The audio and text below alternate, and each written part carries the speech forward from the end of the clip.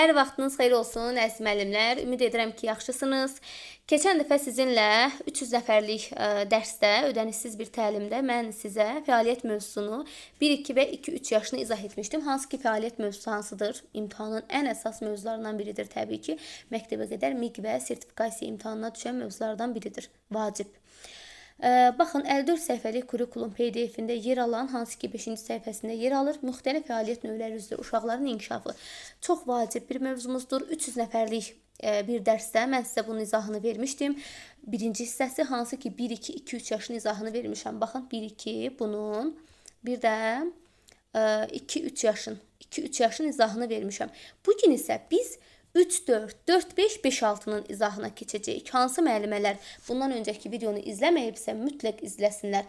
Birinci olaraq təbii ki YouTube kanalımıza abunə olun. Baxın görüm abunə olmusunuzmu? Mütləq abunə olun ki bütün ödənişli və ödənişsiz təlimlərimizdən yararlana biləsiniz. Və bunu nəzərinizə çatdırım ki hazırda bizim ödənişli dərslərimiz mövcuddur. Həm MİQ imtahanı, həm də sertifikasiya imtahanı üçün dərslərimiz həftədə 2 dəfə keçirilir. Həftədə 4 gün quizlər işlənilir. Test işləmə texnikaları öyrədilir. Fərdi sual cavab olunursunuz. Fərdi şəkildə test işləyirsiniz.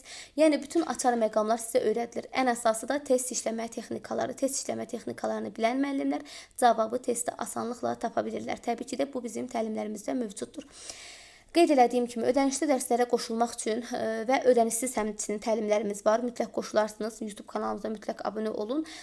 050, daha doğrusu 070 293 39 28 nömrəsi ilə əlaqə saxlasınlar. Baxın, qeyd edirəm bura. 070, bir dəqiqə. Aha, 070 293 39 28. Bu nömrə ilə mütləq əlaqə saxlayın, kontaktınıza vurun və yazın mənə. Mən də kontakta qeyd edim. Eyni zamanda bütün ödənişsiz təlimlərimizdən yararlana biləsiniz. Həmçinin də ödənişli təlimlərdə.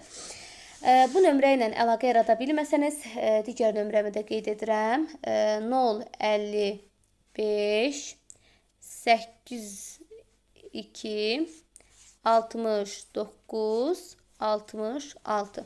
Bu nömrəmlə də əlaqə saxlaya bilərsiniz. Ən aktiv olan nömrəm budur. Mütləq əlaqə saxlayarsınız, qeyd eləyərəm. Belə, indi isə başlayaq dərsimizə. Müəllimlər, dediyim kimi birinci hissə fəaliyyət mövzusunu izləyin. Yəni birinci hissədə nəyi danışmışamsa onu bilin ki 3'ü 4'ü, 4'ü 5'i, 5'i 6'ında bugün öyrənə biləsiniz. O izahı izləyin, sonra bunu izləyin ki qarışıqlıq olmasın. Belə müəllimlər, başlayaq hansı hissədən qalmışdıqsa oradan. Yenə də deyirəm, izləməyənlər birinci hissəni izləsinlər, sonra bunu izləsinlər. Çünki keçən dəfə yarısını izah eləmişəm, bugün 3, 4, 4, 5, 5, 6'nı izah edirəm. Başladıq təlimimizə. Baxın müəllimlər, qeyd edir ki 3-4 yaşlı uşaqların fəaliyyət növləri üzrə inkişafı. Sadə dildə, açar sözlərlə, bol nümunələrlə izah edəcəm ki tam aydın başa düşəsiniz. Təbii ki də qeyd dəftəri tutun, açar sözləri qeyd eləyin ki ümumi mövzunu yadda saxlamaq çətindir. Ən azı açar sözlərlə yadınızda qalın. Bundan sonra çox maraqlı dərslər paylaşacağım sizin üçün. Həm ödənişli dərslərimdən nümunələr, həm də ödənişsiz. YouTube kanalımda da həmçinin hamısını paylaşmışam. Bütün izahlarımı izləyərək gəldidən yuxarı bal toplaya bilərsiniz ödənişsiz şəkildə. Belə müəllimlər, baxaq. Deyir ki 3-4 yaşlı uşaqların fəaliyyət növləri üzrə inkişafı. Yəni burada artıq uşaqlar hansı fəaliyyətlə məşğul olurlar? Ümumiyyətlə bu yaş dövründə müəllim uşaqlarda nəyi inkişaf etdirməlidir? O haqqda danışacağıq. Baxaq, idraki praktik fəaliyyət üçün aşağıdakı işlərin aparılması zəruridir. Yəni 3-4 yaş qrupunda idraki praktik fəaliyyət üçün, idrakla bağlı olan praktik fəaliyyət üçün hansı işlərin aparılması zəruridir? Müəllim nə etməlidir? Baxaq. Deyir ki, hər şeyi bilmək istəyinin, hər şeyi öyrənmək həvəsinə keçməsi üçün şəraitin yaradılması. Bu nə deməkdir bilirsiniz müəllimlər? Yəni, deyir ki, burada hər şeyi bilmək istəyinin, hər şeyi öyrənmək həvəsinə keçməsi. Əvvəl baxırdı, bilirdi, indi isə birbaşa özü tətbiq etmək istəyir. Deyə bilərəm ki, nümunə olaraq nə deməkdir bu? Belə deyim də, uşaqda sadəcə bu nədir? Marağı olmamalıdır adətən. O özü belə deyim də axtarmalıdır, tapmalıdır, özü axtarıb araşdırma həvəsinə keçməlidir. Yəni müəllim uşağın yerinə hazır cavabı verməməlidir bu yaş dövründə. İcazə verməlidir ki, uşaq özü kəşf eləsin. Yəni burada artıq hər şeyi bilməyi istəyir. Sadəcə belə şifahi şəkildə bilmək istəmir də.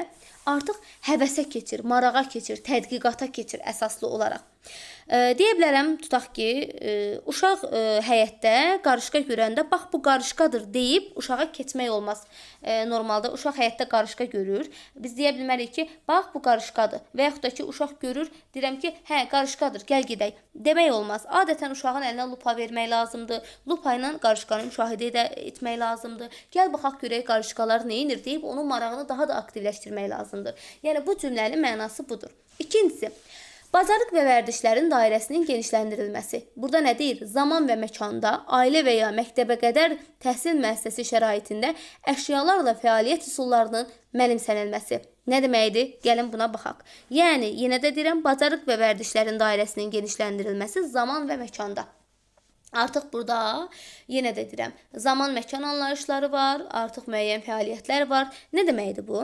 Burada artıq uşağın məkanda ola bilər ki, sağ, sol, yuxarı, aşağı, eyni zamanda həmçinin zamanı da, yəni səhərdir, axşamdır, günortadır, dünəndir, bugündür anlayışlarını öyrənməsi.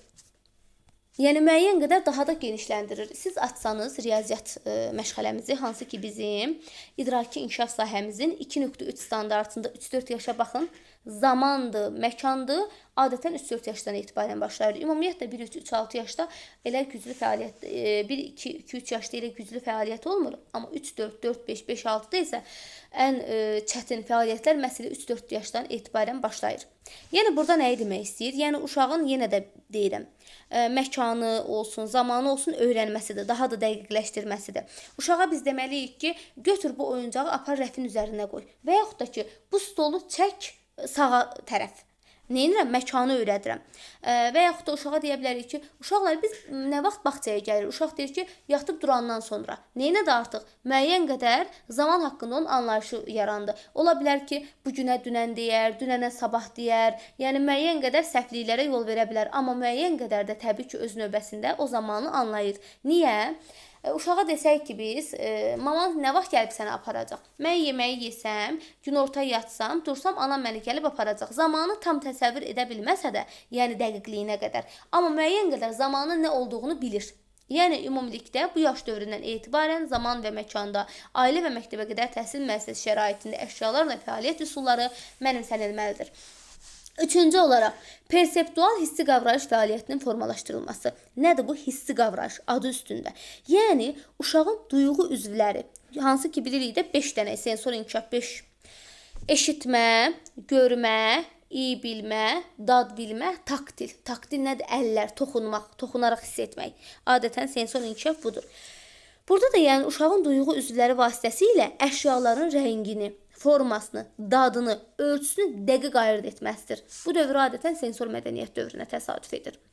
Yəni bu dövrdə uşaq bunları dərindən bilməlidir. Dərindən dedikdə ümumiyyətlə formalaşmalıdır.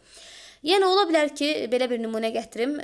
Adətən sensor inkişaf məşğələmizi dinləsəniz görəcəksiniz. Uşaq gözü bağlı şəkildə, biz uşağa gözü bağlı şəkildə əlinə veririk meyvələr. Və yaxud da ki, müxtəlif meyvələr verə bilərəm, tərəvəz verə bilərəm.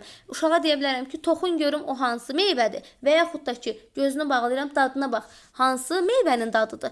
Artıq uşaq bunu tapırsa, bu sensor inkişaf, yəni perseptual hissi fəaliyyət dövrünün formalaşmasıdır. Sensor mədəniyyət dövrünə təsadüf edir 3-4 yaş. Sonra müəllimlər deyir ki, burada praktik təhlil və tərkibdən istifadə etməklə əyani əməli üsullarla məsələlərin həll edilməsi. Burada nədən söhbət gedir? Yəni, uşaq beyində nəzəri düşünmür. O ancaq əli ilə toxunaraq, söküb yığaraq məsələni həll edir. Yenə də deyirəm. Yəni, burada deyir ki, praktik təhlil və tərkibdən istifadə etməklə əyani əməli üsullarla məsələlərin həll edilməsi. Əyani əməli üsullarla məsələləri həll edirsə, yəni sadəcə beynində düşünmür. Eyni zamanda beynində düşündüyündə əlləri ilə də praktikaya çevirir. Nəysə söküb yığır, məsələləri həll edir, yığır, quraşdırır. Nümunə deyə bilərəm ki, puzzle verirəm uşağa. Artıq uşaq puzzle ağlında yox. Adətən yəni ağlında yox, daha çox əlləri ilə belə yaxın qoyur, görür, düz gəlirsə birləşdirir, düz gəlmirsə digərini gətirir. Yəni beynində təsəvvür etmir, daha çox əyani əməliyə önəm verir. yəni əməli üsullarla məsələləri həll edir. Sonra burada nə deyir? Müstəqilliyin və şifahi nitqin inkişafı üçün senzitiv həssaslıq dövrünün istifadəsi. Nə deməkdir bu? Gəlin baxaq. Senzitiv dövr odur ki, yəni siz necə? Senzitiv dövr dedikdə, yəni insan orqanizminin və ya insan psixologiyasının, psixikasının müəyyən bacarıqları, funksiyaları və xüsusiyyətləri inkişaf etdirmək üçün xüsusi həssaslıq və maksimum qabiliyyət göstərdiyi əlverişli yaş dövrüdür. Yəni hər şeyi anlama, hər şeyə açıq olma dövrüdür də, belə deyim sizə, senzitiv dövr. Yəni ümumilikdə deyə bilərəm ki, beynin həmin bacarığı mənimsəmək üçün ən açıq, ən uyğun olduğu vaxtdır. Yəni bu dövrdə sən uşaqla məşğul olsan, onu tez götürəcək. Başa düşdünüz? Normalda dil öyrədəndə 3 yaşdan etibarən öyrədirlər ki, uşaq daha tez götürsün. Yəni ən uyğun, ən rahat olduğu bir dönəmdir. Biz demişdik də, yenə də deyirəm, uşaqlarda dil öyrətmək üçün normalda deyirlər ki, 3 yaşından etibarən dil öyrədəndə daha yaxşı götürür. Çünki senzitiv dövrdür, müstəqillik dövrüdür. Rahat hər şeyi götürə bilir. Senzitiv dövrdə belə bir nümunə deyə bilərəm ki, sizə hansı ki müstəqilliyin, şifahi nitqin inkişafı üçün senzitiv həssaslıq dövrünün istifadəsi. Yəni uşağa deyəndə nümunə olaraq uşaq bizə deyir ki, mən özüm danışacağam, mən özüm geyinəcəm. Artıq biz burada uşaq ancaq mən deyir. Biz artıq burada uşağın qarşısını kəsməməliyik. Uşağın yerinə hər şeyi özümüz etməməliyik. İmkan verməliyik ki, öz fikrini özü ifadə eləsin, öz istədiyini özü həyata keçirsin. Təbii ki, yenə də valideyn nəzarəti ilə. Sonra müəllimlər, burada deyə bilərəm sizə 3 yaş böhranından çıxmaq ərəfəsində əşyəvi fəaliyyətdən əsas fəaliyyət növü kimi oyun fəaliyyətinə keçidə yardımcı olmaq. Artıq buradan bu dövrdə uşaq 3-4 yaşını 3 yaş böhranından çıxır. Başa düşdünüz? Yəni hansı yaş dövründə 3 yaş böhranından çıxır? 3-4 yaş dövründə. Çünki artıq 3 yaş böhranı bitir, 4 yaşın içərisinə daxil olur artıq uşaq. Ona görə də burada nədən söhbət gedir? Gəlin baxaq. Yəni əşyəvi deyir, fəaliyyətdən əsas fəaliyyət növü kimi oyun fəaliyyətinə keçidə yardımcı olmaq. Yəni yenə də qeyd edirəm, sadəcə burada uşaq əşyanı əlində tutmur, onunla rol oyunu oynamağa keçir. Yəni müəyyən oyunlar oynamağa çalışır. Tutaq ki, deyə bilərəm sizə, plastik bir boşqabı sadəcə uşaq yerə vurmur. Ondan artıq yemək qoyur, gəlinciyinə yemək verir. Yəni bu dövrdə qeyd elədiyim kimi uşaq oyun fəaliyyətinə keçir birbaşa olaraq.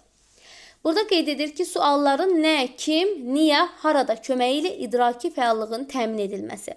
Yəni biz buradan yenə də qeyd edirəm, bu cümlə bunu bildirir ki, bizə uşağın ardı arası kəsilməyən suallarına hövsələ ilə cavab verib, onun düşünməyini təmin etməkdir. Başa düşdünüz? Yəni bu dövrdə uşaq çox sual verir. Çoxlu suallar verir. Hansı ki yaş dövrləri PDF-imə baxın.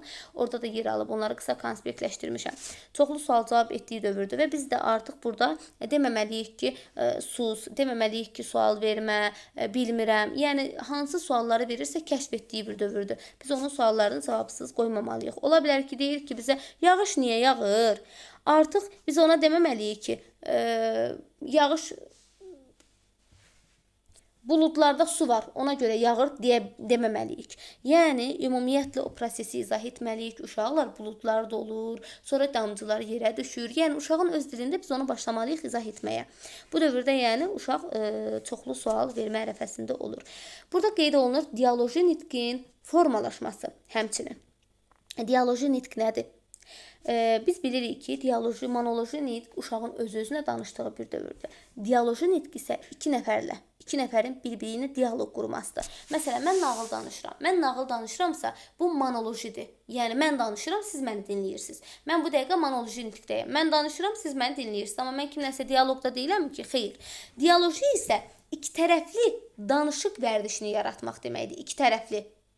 Yəni, qarşındakini dinləmək, növbə ilə cavab vermək. Bu artıq dialoqdur. Mən deyirəm, siz deyirsiniz. Mən deyirəm, siz deyirsiniz. Bu dialoqdur.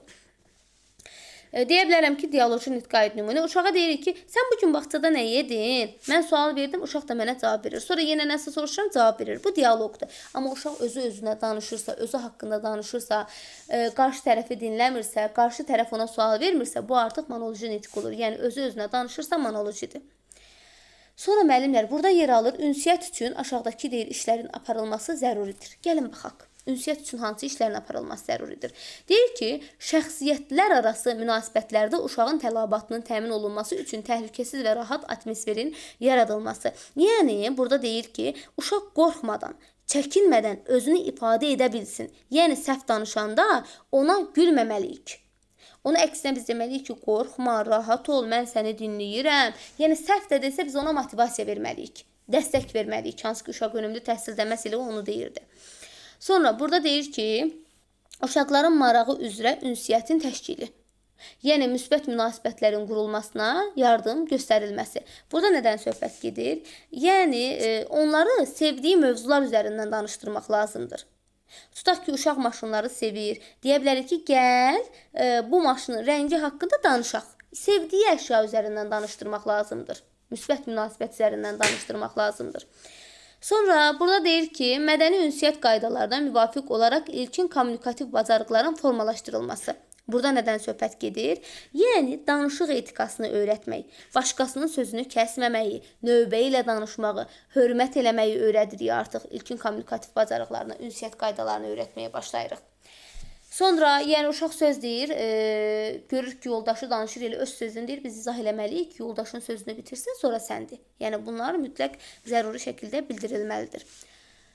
Sonra, verbal və qeyri-verbal ünsiyyət vasitələrinin ifadəsində uşaqlar və böyüklərlə ünsiyyətin qurulması üzrə vasitə və üsulların salamlaşmaq, göz təması qurmaq, təşəkkür etmək, mənimsənilməsində uşağa yardım göstərilməsi. Burada nədən söhbət gedir? Yəni, verbal. Verbal nədir? Söz deməkdir də, danışmaq deməkdir. Qeyri-verbal nədir? Mimikalar, jestlər. Verbal dedikdə, yenə də deyirəm, danışıqla deyə bilərəm ki, sağ ol, təşəkkür edirəm, sənin bu işin xoşuma gəldi. Qeyri-verbal isə ya gülümsüyürəm, ya gözümlə işarə verirəm, ya əsəbi, emosiyalarımla. Yəni, burada artıq bədən dili işə düşür. Və qeyri-verbal bədən dilidir. Bir sözlə, bu dövrdə artıq biz verbal və qeyri-verbal ifadələrdən istifadə etməklə uşaqlarda həmçinin onu da formalaşdırırıq. Bədən dilindən istifadə etməyi də formalaşdırırıq. Gəlin baxaq sizinlə oyun fəaliyyətinə. Deyir ki, oyun fəaliyyəti üçün aşağıdakı işlərin aparılması zəruridir.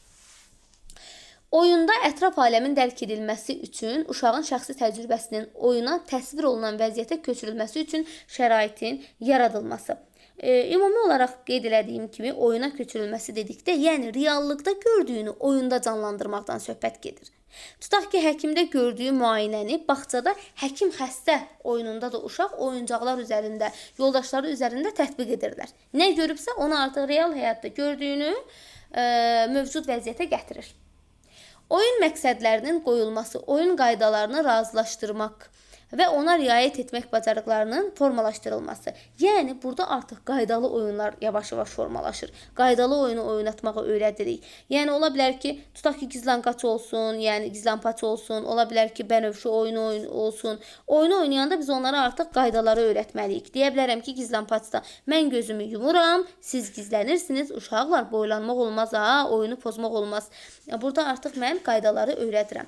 Və uşağa qalib gəlmə imkanlarının verilməsi. Bəli, baxın, bunların hamısı yaş dövrlərində yer alır. Qalib gəlmə imkanının verilməsi, hansı ki, qeyd olunur, dediyim kimi 3-4 yaş dövrünə. Yəni, burada uşağın özünə inamını artırmaq üçün onun uğur qazanmasına biz şərait yaratmalıyıq. Yəni, icazə verir, bəzən müəllimlər olur da, müəllimlər olmasın, ümumiyyətlə elə hər kəs. Bir uşaq oyun oynayanda uşağın özgüvəni zəifdirsə, icazə veririk ki, qoy bu oyunda o qazansın. Yəni, burada artıq qalib gəlmə imkanını biz yaradırıq, biz verməliyik. Burada məsələ onu deyir. Sonra müəllimlər, gəlirik burada, əmək fəaliyyəti üçün aşağıdakı işlərin aparılması zəruridir. Baxaq. Böyüklərin təsərrüfat, məişiyyət, təbiətdə əməyinin müşahidəsinin təşkili, uşaqların birgə təəssürat və məişət əməyinə cəlb edilməsi. Yəni, burada nədən söhbət gedir? Hansı ki, əməkdən söhbət gedir. Əmək var, bədii fəaliyyət var, aşağıda qeyd olunur. Əmək dedikdə qısa şəkildə qeyd olunub. Görürsünüzmü? İkinci cümləni də oxuyum. Təsərrüfat məişət əməyində istifadə edilən oyuncaqlarla əmək alətləri ilə iş üsullarının tətbiq edilməsi. Gəlin, ümumiyyətlə deyək. Yəni, müəllim və ya valideyn öz işini görərkən uşağı da prosesə qatmalıdır. Ola bilər ki, dipçək gülü sulayanda uşağa da balaca qab verib, gəl sən də bu yarpağı sula deyə, daha doğrusu gəl sən də bu balaca bir gülü çiçəyi sula və yaxud da ki, gəl sən də bunları qopart. Ola bilər ki, ağacı budama prosesi olsun, güllərə qulluq prosesi olsun və ya toz alma prosesini öyrətmək lazımdır məişət təsərrüfat əməyində. Uşaqlara deyə bilərik ki, gəl bu hissəni də sən təmizlə, bu hissənin də tozunu sən al və ya süfrəni sən yığışdır, boşqabları sən gətir. Artıq neylədim? Əməyi formalaşdırdım. Öz oyuncaqları ilə olsun, öz fəaliyyətləri ilə uşaqlar rahatlıqla fəaliyyətdə iştirak etməlidirlər. Bədii fəaliyyət nədir? Deyir ki, burada incəsənət nümunələri vasitəsilə uşağın dünyaya estetik münasibəti və bədii inkişafının formalaşması. İncəsənət nümunələri vasitəsilə uşağın dünyaya estetik münasibəti və bədii inkişafının formalaşması. Sonra deyir ki, incəsənət əsərlərinin emosional münasibətin təsviri, fəaliyyət, musiqi və bədii nitq fəaliyyəti şəraitində bədii bacarıqların inkişaf etdirilməsi. Burada nədən söhbət gedir? Yəni, musiqi çalınanda uşağın ritminə uyğun tullanıb rəqs etməsi, rəsmdəki rəngləri emosional reaksiya verməsindən söhbət gedir. Ümumilikdə. Yəni, yenə də deyirik, incəsənət nümunələri vasitəsilə uşağın dünyaya estetik münasibəti, bədii inkişafı formalaşır. Hansı ki, incəsənət əsərlərinə emosional münasibət yaranır. Sonra müəllimlər. Təlim fəaliyyəti üçün aşağıdakı işlərin aparılması zəruridir. Ətraf aləmdəki əşyalarla fəaliyyət üsullarının mənimsənilməsi, məsələlərin həlli üsulları ilə tanışlıq, təlim məsələlərinin səmərəli həlli üçün şəraitin yaradılması. Burada yəni ümumi olaraq uşaqlara problemləri əyani yolla həll etməyi öyrətməkdən söhbət gedir. Deyə bilərəm ki, uşaqlar, baxın, körpü qırılıb, maşın qarşıya sizcə necə keçsin? Artıq burada uşaqlar özləri o problemi həll etməyə çalışırlar. Yəni, orada qeyd olunur, ətraf aləmdəki əşyalarla fəaliyyət üsullarının mənimsənilməsi, məsələlərin həlli üsulları ilə tanışlıq, təlim məsələlərinin səmərəli həlli üçün şərait yaradılmalıdır təlim fəaliyyəti. Və eyni zamanda burada məsələ həlli dedikdə, müəllimlər, biz bilirik ki, adətən uşaqlarda 3-4 yaş dövründə 3 dairəsində riyazi əməliyyatlar yerinə yetirməlidirlər. Necə? Yəni, biz burada hesab kimi vermirik onu. Adi, belə deyim, məsələ həlli dedikdə sadəcə riyaziyyatı qoyaq bir qırağa, ümumi olaraq deyim. Məsələn, uşaq kubiklərdən ev tikmək istəyir. Amma üstünə qoyduğu kubik hər dəfə aşır. Tutaq ki, belə bir situasiyada tərbiyəçi neynəməlidir? Tərbiyəçi görür ki, uşaq artıq hər dəfə qoyur, aşır. Tərbiyəçi artıq uşağa yol göstərir. Bax, bünövrəyə uşaqlar, gəlin böyük bir kubiki qoyaq. Üstünə kiçik kubiki qoysaq, onda aşmayacaq. Uşaq məsələn kiçik kubikin üstünə böyük kubik qoyur, görür ki, aşır. Nə edir artıq? İdraki formalaşır. Məsələləri, problemləri həll etməyə çalışır. Və yaxud da hansı ki, yenə də deyirəm, riyaziyyatı olduğu kimi biz uşaqlara öyrətmirik. Ola bilər ki, uşaqlara uyğunluğu, uyğunsuzluğu, böyükdür, kiçikdir öyrətmək üçün nümunə bir gətirim. Müəllim suala tutaq ki, müxtəlif ölçüdə 3 dənə ayı oyuncağı, 3 dənə fərqli ölçüdə də boşqab qoyur. O artıq burada uyğunluğu müəyyən etməyə öyrədirik uşaqlar. Ayılara görə öz boşqablarını seçin görüm. Hansı ayının boşqabını, hansı ayının boşqabı hansıdır dedikdə artıq uşaqlar hansı ki ölçülərinə uyğunlaşdırırlar. Və yaxud da deyə bilərəm ki, uşaqlar, mənim 3 dənə ayım var. Onlardan ikisi getdi meşəyə, neçəsi qaldı. Bu şəkildə biz uşaqlarda məsələ həllərini də formalaşdırmağa çalışırıq. Gəlin indi baxaq 4-5 yaş dövrünə. 4-5 yaşda idraki praktik fəaliyyət üçün aşağıdakı işlərin aparılması zəruridir. Deyir ki, analogiya üzrə fikir yürütməyin, təhlil, müqayisə etməyin, nəticələr çıxarmağın, səbəblə nəticələri izah etməyin və onların əlaqəsini müəyyən etməyin bacarığının formalaşması. Yəni, burada nədən söhbət gedir? Bu yaşda uşaq artıq sadə məntiqi əməliyyatları apara bilir. O 2 dənə əşyanı müqayisə edə bilər. Onların oxşarlarını, fərqlərini tapa bilər. Adətən səbəb-nəticə əlaqələrini düzgün qurur. Nümunə deyə bilərəm ki, müəllim uşağa sual verir ki, buz günəşin altında qalanda nə olur uşaqlar? Uşaqlar da deyir ki, əriyir. Çünki günəş istidir. Burada artıq görürsünüz, səbəb-nəticə əlaqələrini düzgün qurur. Çünki istilik ilə əriməni nə oldu? İstilik dəydi. Nə oldu sonda? Nəticə əridi. Və yaxud da analogiya qura bilər. Analogiya nədir? Belə deyim. Bir məhfumu bilmirsiniz, elə deyil. Başqa bir məhfumla nümunə gətirib dərindən izah eləmə. İnsan beynini kompüterlə izah edirəm məsələn sizə. Deyirsiniz ki, insan beyni necə formalaşıb? Nümunə olaraq deyirəm ki, insan beyni bir kompüterdir. Belə deyim, müəyyən sxemlər toplusu var. Neynədim? Yəni bir növ inteqrasiya edir, izah etdim də. Analogiya odur ki, yəni nəyisə izah etmək üçün başqa bir nəyəsə istinad edirsən. Tutaq ki, deyirəm ki, təyyarəni uşaqlara izah etmək üçün deyirəm ki, uşaqlar təyyarə də quş kimi uçur. Neyədim? Quşa istinad elədim. Yəni nəyisə öyrətmək üçün başqa bir nəyisə müraciət edirsən. Başa düşdünüz? Yəni bu şəkildə yadınızda saxlaya bilərsiniz. Sonra deyir ki, burada ətraf aləmə başqa insanlara və özünə qarşı uşaqda maraq və öyrənmə istəyi oyatmaq üçün idrakin stimullaşdırılması. Yəni uşaq yalnız oyuncaqlarla deyil, yəni öz bədəni. Mənim ürəyim necə döyünür? Başqa insanların peşələri və yaxud da ola bilər ki, təbiət hadisələri ilə maraqlanmağa başlayır bu dövrdə uşaqlar. Nümunə olaraq da deyə bilərəm sizə ki, müəllim uşaqların əllərini hansı ki, ürək döyüntüsünə aid, uşaqların ürəklərinə qoyur və onların ürək döyüntülərini hiss etdirməyə çalışır. Yəni maraq, öyrənmək istəyi, idrakin stimullaşdırılması, yəni marağın yaradılması deməkdir də idrakin stimullaşdırılması. Ətraf aləm, başqa insanlar, özünə qarşı uşaqda maraq, özünə qarşı, böyüməsinə qarşı artıq uşaqda maraq formalaşır. Öz bədəni ilə, ətrafı ilə, sadəcə oyuncaqları ilə yəni məşğul olmur. Normalda biz bilirik də ətraf aləmlə tanışlıq məşğələsi 1-3 yaşına qədər ətraf mühitlə tanışlıq gedir. 3-6 yaşında isə ətraf aləmlə tanışlıq gedir. Yəni 3-4, 4-5-də ətraf aləmlə tanışlıq nitq inkişafı gedir. 5-6 yaşda isə sadəcə ətraf aləmlə tanışlıq gedir. Amma aşağı yaş qrupunda 1-2, 2-3 yaşda ətraf mühitlə tanışlıq gedir. Biz bilirik ki, ətraf mühitlə tanışlıq da nə idi? Sadəcə mühitini bilir uşaq. Burada deyir ki, uşağın emosional yaddaşına, onun müxtəlif məlumatları müstəqil şəkildə əldə etmə vərdişinə əsaslanaraq axtarıcılıq qabiliyyətinin stimullaşdırılması. Yəni nədir bu? Uşaq ona emosional təsir edən, yəni sevindirən uşağı, təəccübləndirən hadisələri daha yaxşı yadda saxlayır və daha hazır cavab olmaqdansa adətən özü axtarıb tapmaq istəyir. Ümumilikdə. Nümunə olaraq deyə bilərəm ki, müəllim qrupa tutaq ki, sirli bir qutu gətirir.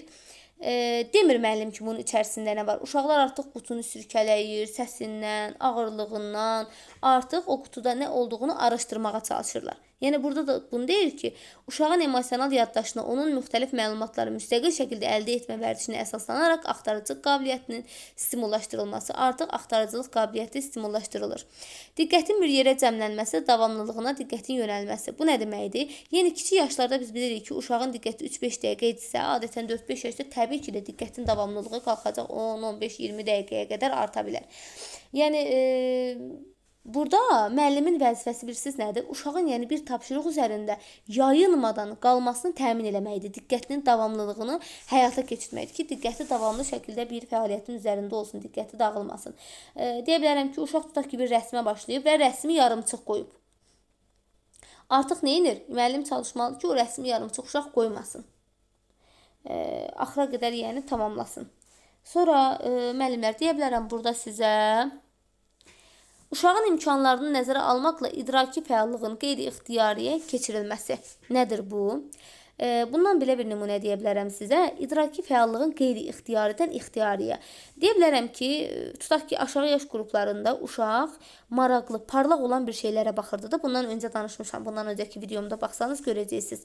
Hansı ki, bu qeyri-ixtiyaridir. Yəni, səndən asılı olmadan diqqətin gedir. İxtiyari deyil də, səndən asılı deyil baxırsan. Və yaxud da ki, yanında quş uçur, tez çevrilib baxırsan. Yəni, qeyri-ixtiyaridir. Bilərək baxmırsan, səsə baxırsan, hərəkətə baxırsan, tez reaksiya verirsən.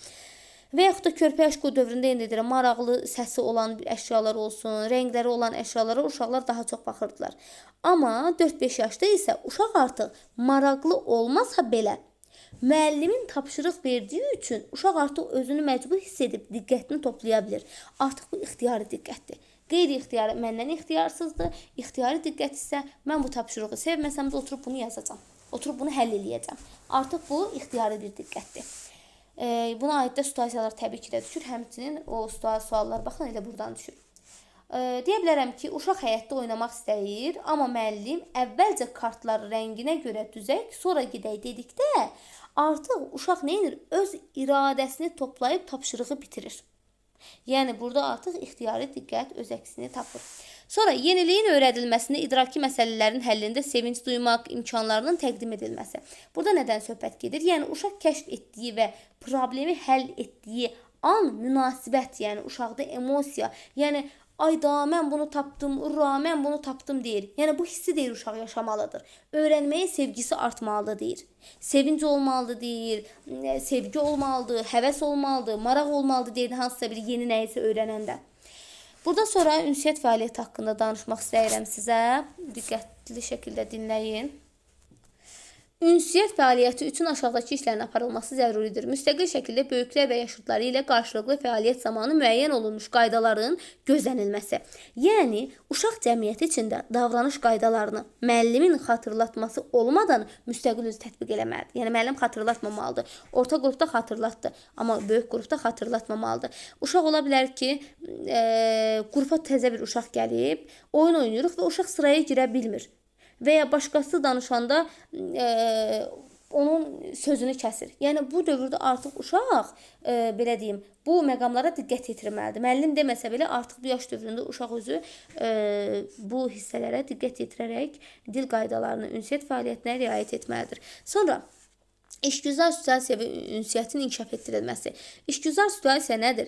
Yəni, ünsiyyət sadəcə oğlan-qız oyunu üçün deyil, ortaq bir iş. Məsələn, böyük bir mozaikanı həll etmək üçün istifadə edə bilərik biz. Yəni, işgüzar situasiya ünsiyyətin inkişaf etdirilməsindən söhbət gedir. Yəni, iki uşaq birləşib kubikdən körpü tikir, tutaq ki. Biri deyir ki, sən bu hissəsini elə, mən bu hissəsini eləyim. Bu artıq işgüzardır. İşgüzar nədir? İşgüzar dediyimiz kimi ünsiyyət artıq bir neçə uşağın bir yerdə əmək fəaliyyəti ilə, belə deyim, əl bacarığı ilə bir işi ortaya çıxartmasıdır. Bir oyunu olsun, hansısa bir fəaliyyəti üzə çıxarmasıdır. İşgüzar situasiya məhz elə budur. Sonra işgüzar situasiya, yəni uşaqların bir yerdə fəaliyyəti, ünsiyyət təmsilini inkişaf etdirilməlidir.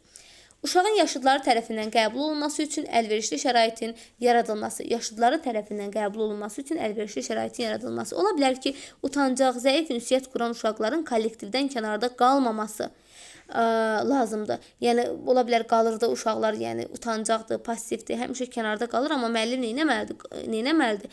Qalmamalıdır, yəni qoymamalıdır ki, o kənarda qalsın. Yəni, müəllim onlar üçün mühit yaratmalıdır.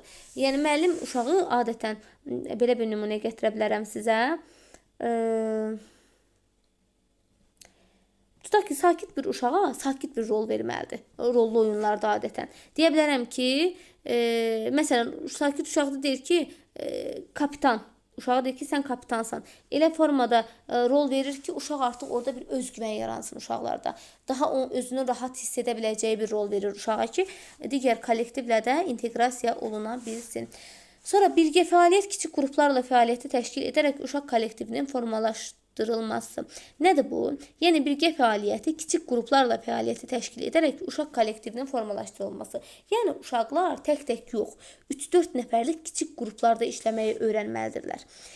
Sonra burada deyir ki, ali əxlaqi hisslərin aşılanması, hansı ki, vətənpərvərlik, kollektivizm, mehribançılıq, burada nədən söhbət gedir ümumilikdə? Yəni, uşaqda paylaşmaq, kömək etmək, vətənini, bayrağını sevmək, mənəvi dəyərlərə riayət etmək, qəbullanmaq, mənəvi dəyərlərimizi uşaqlara biz aşılamalıyıq bu yaş dövründə.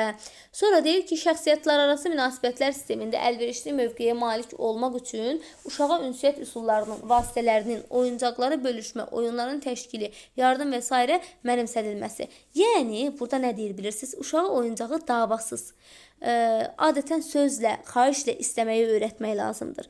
Yəni, bu önəmli əsas məsələlərdən biridir. Yenə qeyd edirik, əlverişli mövqeyə malik olmaq üçün uşağa ünsiyyət üsullarının, vasitələrin, oyuncaqları bölüşmə, oyunların təşkili və yardımının mənimsənilməsi. Yəni, xahiş edirəm, təşəkkür edirəm, çox sağ olun, 5 dəqiqə mən də oynaya bilərəmmi kimi ifadələrin öyrədilməsi. Bir növü o vəziyyətdə özü idarə etməlidir uşaq.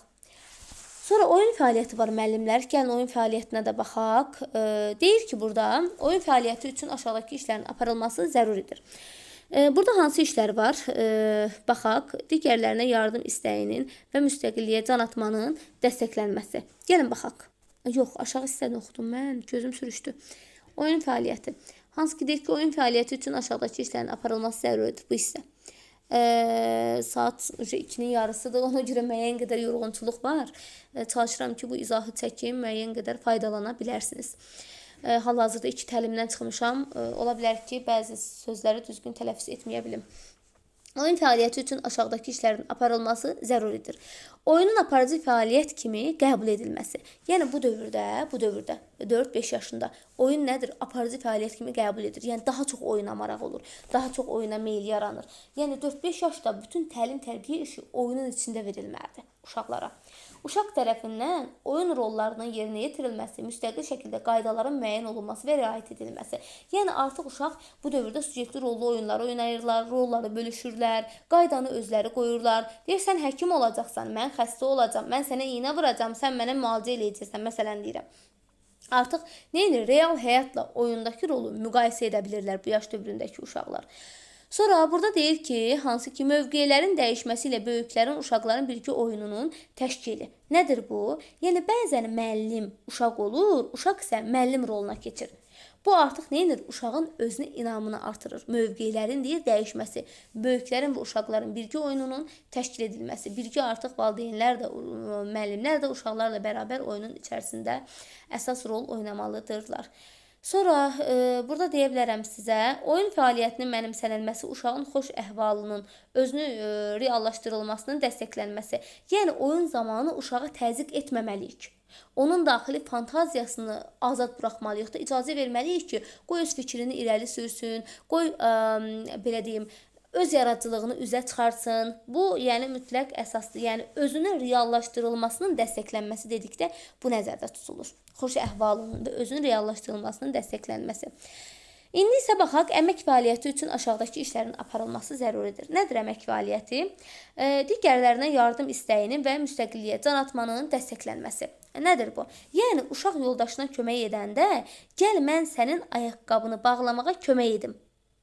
Artıq müəllim burada nə etməlidir? Həmin bu uşağın hərəkətini təqdir etməlidir. Afərin. Yəni bu uşağa fərdi yanaşmalıdır. Fərdi müstəsnalıq öz əksini tapmalıdır burada, hansı ki uşaq önümlü təhsildə də yer alır. Fəaliyyətin əsas növlərindən biri kimi əməyin əhəmiyyətinin açılması, əmək prosesindəki uğurlarına görə qürur hissinin yaradılması. Yəni uşaq əmək gördükdən sonra nəticə ilə fəxr etməlidir. Ümumiyyətlə. Sonra deyə bilərəm burada qürur hissinin deyir yaradılması.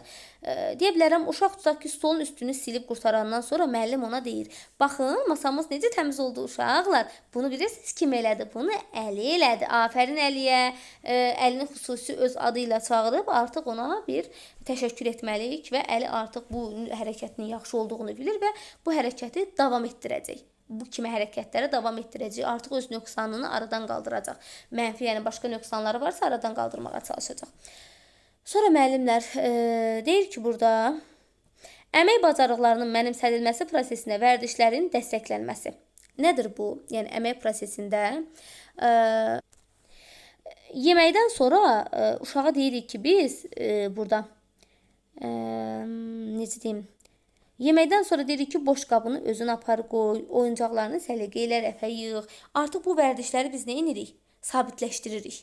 Yəni artırırıq, vərdiş halına gətiririk. Vərdişləri yəni dəstəkləyirik. Uşaqların fərdi və birgə əmək fəaliyyətinin təşkili artıq fərdi oyundan birgə əməyə keçir. Biz bilirik ki, 4-5 yaşında əməkdaşlığın elə ən gür olduğu bir dönəmdə uşaqlar daha çox əməkdaşlıq edirlər. Yəni eyni zamanda biz artıq uşağa həm fərdi əməyə yönəltməliyik, həm də birgə əməyə. Ola bilər ki, fərdi əmək olaraq sizə belə bir nümunə gətirə bilərəm ki, uşaq tutaq ki, rəsm çəkir, rəsm boyalarını bir kənara dağıdır, bir kənara qoyur, belə deyim. Sonra uşağa deyir ki, məsələn, Fərid, get oyuncaq hansı ki, boyalarını yığ, bura gətir, boyalarını səliqəli bir yerə yığ. Və ya birgə əmək dedikdə uşaqlara artıq birgə fəaliyyət veririk. Deyirik ki, uşaqlara əmək olaraq quru yarpaqları uşaqlar gəlin bir yerə yığaq. Artıq nədir birgə əmək? Fərdi və birgə əmək də formalaşmalıdır, öz əksini tapmalıdır. Sonra birgə fəaliyyət üçün aşağıdakı işlərin aparılması zəruridir. Burada nə deyir? Uşağın meyil və maraqlarının müəyyən edilməsi. Yəni artıq hər bir uşağın potensialı fərqlidir, biz bilirik. Bəzi uşaqların rəsmə, musiqiyə, rola girməyə marağı olur. Bəzilərinin ümumiyyətlə sosiallığı olmur. Bəzilərinin plastilini oynamağa həvəsi olur. Yəni uşaq artıq, müəllim artıq uşağın meyil və marağını müəyyən etməyə bacarmalıdır. Deyir ki, burada müxtəlif fəaliyyət növlərində təsviri, bədii, nitq, musiqi və oyun səhnələşdirmə, bədii bacarıqların inkişafının dəstəklənməsi. Yəni burada nədən söhbət gedir? Deyir ki, incəsənəti təkcə yəni kağızda rəsm çəkməklə məhdudlaşdırmamalıyıq. Artıq nağıl danışmaq, ritmə uyğun oynamaq, musiqi səhnəcik göstərməklə inteqrasiya etmək. Uşaq elə həm rəsmi çəkməlidir, həm də onu dilə gətirməlidir. Yəni bu yaş dövründə artıq uşaqlarda bu da formalaşmalıdır. Uşaqlara biz deyə bilərik ki, bir rəsm çək, sonra onun nağılını qur, gəl mənə danış. Bu fəaliyyətləri də verə bilərik. Bu situasiyaların hamısı imtahana düşüb. Sonra deyə bilərəm sizə, təəssürat ilə uşaqların emosional sahələrinin genişləndirilməsi, əsasında estetik hisslərin oyadılması.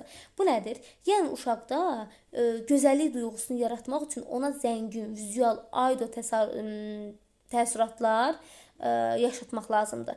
Yəni gözəllik duyğusunu yaratmaq üçün yenə də deyirəm, vizual təəssüratlar da yaratmaq olar. Deyə bilərəm ki, payızda tutaq ki,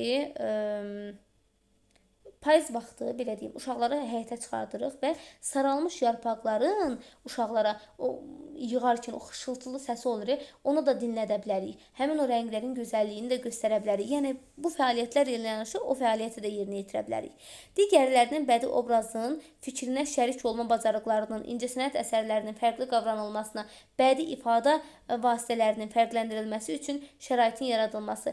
Yəni burada nə deyir bilirsiniz? Uşaq nağıl obrazının və ya yoldaşının hiss etdiklərini anlamağa, empatiya və eyni rəsmə, əfsanəyə, hərənin fərqli baxış bucağı olduğunu artıq qavramalıdır, bilməlidir ümumilikdə. Hansı ki, yenə də deyirəm, deyə bilərəm ki, nağıl oxuyuruq uşaqlara, nağıldakı incidilmiş cücə üçün uşağın kədərlənməsi. Mən olsaydım onu qoruyardım deməsi. Şərt budur, yəni digərlərinin bədii obrazın fikrinə şərik olma bacarıqlarının, incəsənət əsərlərinin fərqli qavranılmasına, bədii ifadə vasitələrinin fərqləndirilməsi üçün şərait yaradılması dedikdə, yəni empatiya hissi öz əksini tapır. Bədii fikrin ixtiyarı təcəssümlü təlim. Baxın, burada nədən söhbət gedir? Bədii fikrin ixtiyarı təcəssümünün təlimi. Yəni burada yenə də deyirəm, nədən söhbət gedir? Yəni uşağın öz daxilində düşündüyü obrazı fikri məqsəd yönlü şəkildə kağıza və ya əl işinə köçürməsi olur. Mən anama hədiyyə üçün gül çəkəcəm deyir. Bu artıq şuurlu şəkildə gül formasını çəkir uşaqlar. Yəni burada artıq uşağın öz daxilində o düşündüyü obraz, fikir məqsədyönlü şəkildə kağıza, əl işinə köçürülür. Yəni bədii fikrin ixtiyarı təcəssümünün təlimi dedikdə bu nəzərdə tutulur. Yəni nəyi düşünürsənsə onu da kağıza köçürə bilir bədii cəhətdən. Sonra əyani obrazlı təfəkkür, obrazlı təxəyyülün inkişafı. Nədən söhbət gedir buradan? Yəni 4-5 yaşın ana təfəkkür tipi əyani obrazlıdır. Yəni burada əyani obrazlı dedikdə 4-5 yaşı əhatə edir. Unutmayın, adətən 4-5 yaş. Hansı ki 3-4 yaşda əyani əməli daha çox idi. Amma 4-5 yaşda əyani əməlidir. Yenə də deyirəm, burada baxın qeyd edir. Ümumilikdə yadınızda qalsın. Əyani obrazlı təfəkkür, obrazlı təxəyyülün inkişafı dedikdə 4-5 yaşı nəzərdə saxlayacaqsınız. Burada deyir ki, yəni 4-5 yaşda yenə də deyirəm əsasdır. Necə bir nümunə gətirə bilərəm? Tutaq ki, uşaq dünyanı biz bilirik ki, gözünün qabağına gətirdiyi obrazlarla, təsəvvürləri ilə dərk edir və o formada da çəkir. Necə təsəvvür edirsə elə. Yəni öz təsəvvür gücü ön planda olur uşağın adətən. Elementar təlim fəaliyyəti haqqında da ümumi məlumat vereyim. Hansı işlər aparılmalıdır? Burada qeyd olunur. Baxın, davranış normalarının mənimsənilməsində uşağın imkanlarının nəzərə alınmaqla reqlamentləşdirilmiş fəallıq şəraitində davranış qaydalarının izah olunması. Nədən söhbət gedir burada? Yəni bu cümlənin birincisi izah edir. Belə deyə bilərəm ki, sizə hansı ki uşağa bu fəallığı deyəndə, yəni zamanı, hansı ki çərçivəsi, qaydası bəlli olan məşğələ prosesinə deyilir. Burada artıq uşağa yəni qayda güclə deyil, imkanları nəzərə alınaraq izah edilir. Yəni məşğələ vaxtı uşağa deyirik ki, uşaqlar əvvəlcə əlimizi qaldırmalıyıq. Qaydanı sərt şəkildə, sərt tələblə pozanda uşağa sərt şəkildə reaksiya verməməliyik. Həmçinin izah etməliyik. Sonra burada qeyd olunur, baxın. Nitqin müşayiəti ilə məsələlərin həlli üsulları ilə tanışlıq. Nədən söhbət gedir burada? Gəlin baxaq. Yəni, uşaq tapşırığı icra edərkən nə etdiyini öz nitqi ilə ucadan izah edir. Nitq məntiqi düşünməni idarə edir. Yadınızda qalsın. Yəni, nə etdiyini öz nitqi ilə ucadan izah edir. Yəni, ola bilər ki, deyərəm ki, uşaq puzzle yığarkən ucadan deyir, bu göy hissədir, deməli bunu yuxarıya qoymalıyam, səma olan yerə filan şeyi qoymalıyam. Nə edir artıq burada? Səsli şəkildə özü hallandırır. Sonra fəaliyyətin idrak motivlərinin, idrak maraqlarının formalaşdırılması. Yəni, uşaq dərsi, tapşırığı, müəllim etdiyi üçün eləmir. Artıq burada daxili bilmək, öyrənmək marağı olur uşaqlarda. İdrak motivi deyirik biz buna. Burada artıq ulduz almaq üçün nəyinsə, hansısa bir şərtə görə etmirlər bir sözlə. Artıq öz öyrənmə maraqları olur. İdrak maraqlarının formalaşması yaranır burada. Sonra 5-6 yaş haqqında da ümumi məlumat verək. Bunların hamısını ümumiyyətlə mənasını bilsəniz, əsas odur yadınızda saxlaya bilərsiniz. Yaş dövrlərini. Əsas odur mənanı dərk edən situasiyalar onsuz da çox düşür. İndi isə baxaq, 5-6 yaş uşaqların fəaliyyət növləri üzrə inkişafı. Biz bilirik ki, artıq bu dövr zirvə dövrüdür də bir sözlə. Yəni, artıq uşaqlar məktəbə tam hazırlaşır.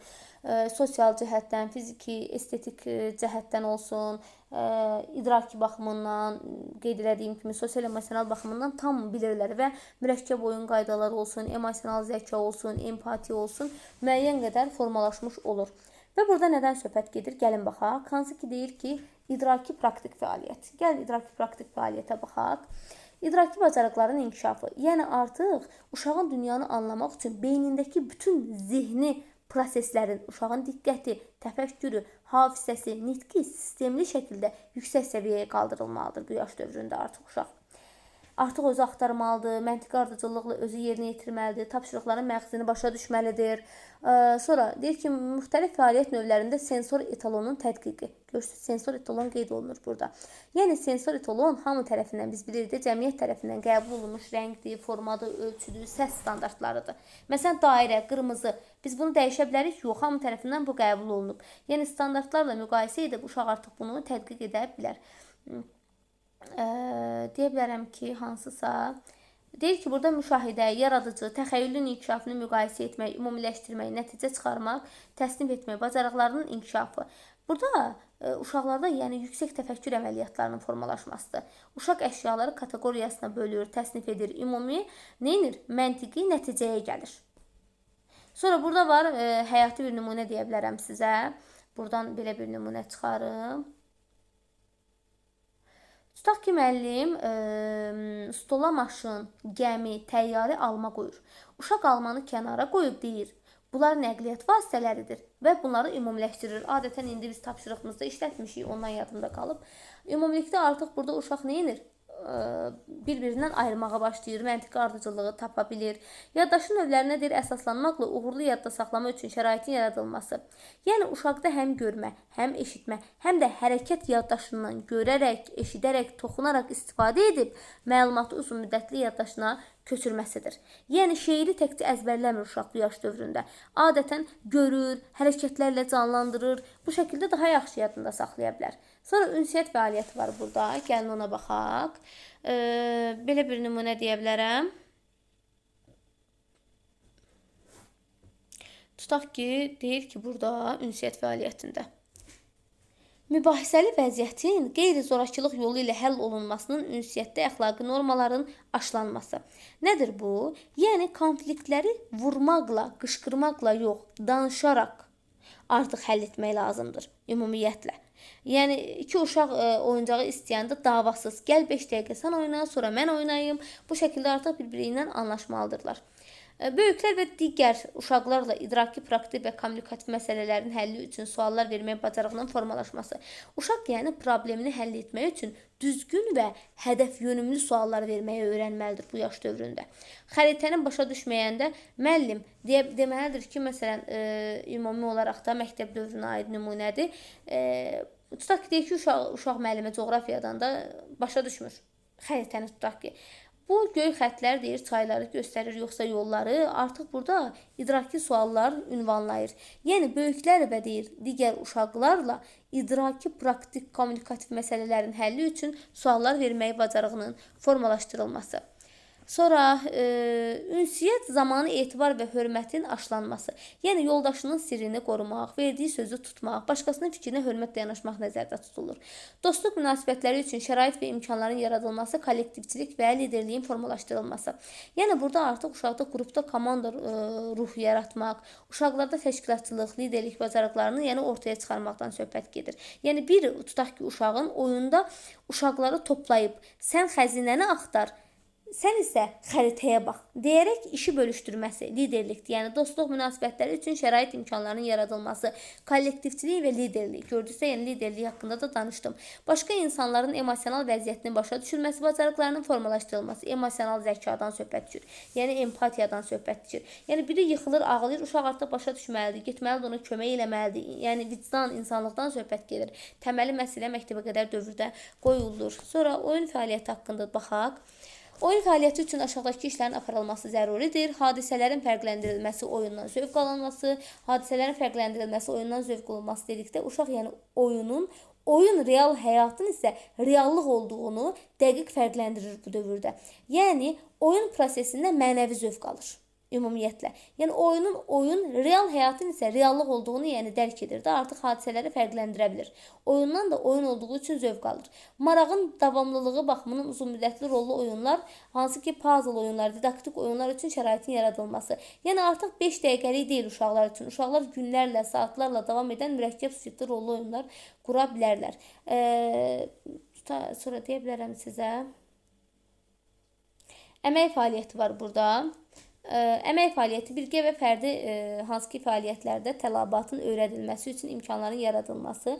Yəni burada deyə bilərəm ki, uşaq nə vaxt tək, nə vaxt başqaları ilə birgə işləməyə ehtiyacı olduğunu artıq özü dərk edə bilir. Yəni birgə və fərdi fəaliyyətlərdə tələbatın öyrənilməsi üçün imkanların yaradılması. Yenə də deyirəm, nə vaxt tək, nə vaxt da başqaları ilə birgə işləməyə ehtiyacı olduğunu dərk edir.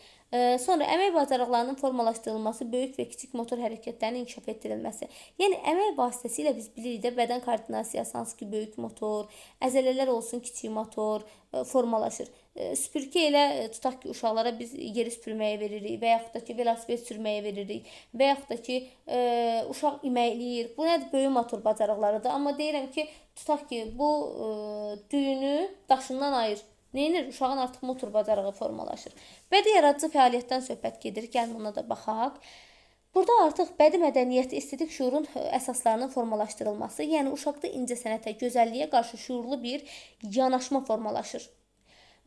Sonra burada ümumi və xüsusi bədii bacarıqların inkişafı, fərqləndirmə və müqayisə, obrazın halını acıma əsasında fərqli qavranılmanın dəstəklənməsi. Bu nə deməkdir? Yəni uşaq rəsmdə və ya nağılda obrazın yaşantısını öz daxilindən keçirir. Tutaq ki, deyə bilərəm ki, çəkdiyi şəkildə kədərli bir quş təsvir edir. O anasından ayrı düşüb, ona görə kədərlidir obrazını yaradır.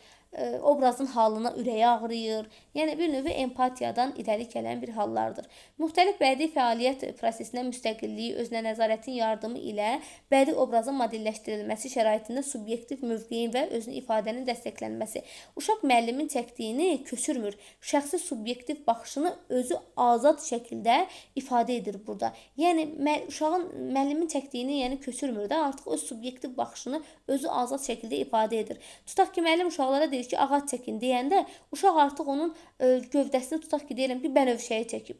Bu artıq uşaq öz aləmində yarada bilər ki, bu mənim nağıl ağacımdır. Yəni öz fərdi fantaziyasında irəli sürə bilər.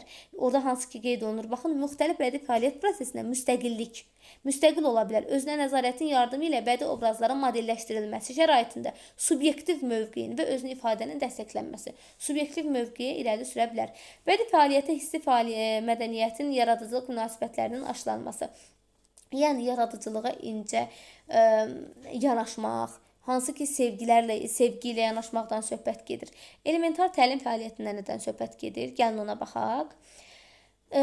Burada təşkil olunmuş hansı ki fəaliyyət zamanı davranış normalarına, fəallığa uyğunlaşma vərdişlərinin formalaşdırılması. Yəni biz bilirik ki, uşaqlar məktəbə gedir 5-6 yaşdan sonra. Yəni məktəbə getməmişdən öncə biz bağçada uşaqlarda o davranış normalarını formalaşdırmalıyıq da. Yəni necə deyim sizə, diqqətlə dinləmək müəlliməni, qaydalara uyğun fəallıq göstərmək, hansı ki deyir, davranış normalarının fəallığa uyğunlaşma vərdişlərinin formalaşması.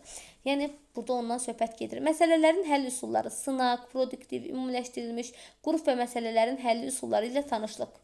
Burada artıq tapşırığı həll etmək üçün müxtəlif uşaq yollardan istifadə edir. Sınaqdan, ola bilər ki, müəyyən yoxlamalardan istifadə edir. Reproduktiv, hansı ki, nümunələri təkrar edir, ümumiləşdirir, hansı ki, qruplaşdırır, məntiqi həll yolları tapır. Sonra deyə bilərəm,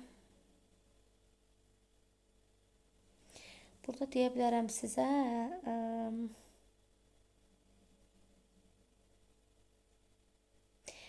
deyə bilərəm ki, tutaq ki, reproduktiv bilirsiniz nədir?